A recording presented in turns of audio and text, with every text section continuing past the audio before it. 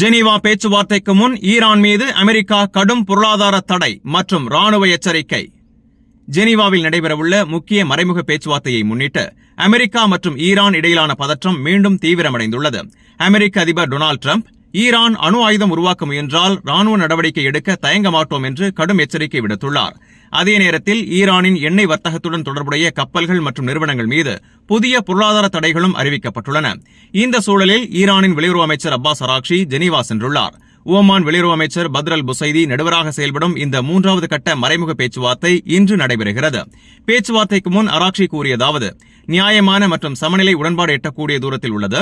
Iran அணு ஆயுதம் தேடவில்லை, ஆனால் அமைதியான அணு தொழில்நுட்ப பயன்பாட்டின் உரிமையை விட்டுக் கொடுக்க மாட்டோம் என உறுதிபட தெரிவித்துள்ளார். இதற்கிடையில் அமெரிக்க துணை அதிபர் ஜே டி வான்ஸ் ஈரான் தனது அணு திட்டத்தை மீண்டும் கட்டியெழுப்ப முயற்சிக்கிறது என குற்றம் சாட்டியுள்ளார். மேலும் வெளியுறவு செயலாளர் மார்க்கோ ரூபியோ ஈரானின் நீண்ட தூர ஏவுகணை திட்டம் பேச்சுவார்த்தையில் மிகப்பெரிய சிக்கலாக இருப்பதாக தெரிவித்தார். கடந்த ஆண்டு அமெரிக்க தாக்குதலுக்குள்ளான ஃபர்டோ, நட்டான்ஸ் மற்றும் இஸ்பஹான் அணு தளங்களின் தற்போதைய நிலைமை குறித்து சர்வதேச அணு ஆய்வாளர்களுக்கு முழுமையான அணுகள் இதுவரை வழங்கப்படவில்லை. ஒருபுறம் பேச்சுவார்த்தை, மறுபுறம் ராணுவ எச்சரிக்கை. இந்த இரட்டை நிலைப்பாடு ஜெனீவா சந்திப்பின் முடிவை உலகம் முழுவதும் கவனிக்க வைத்துள்ளது.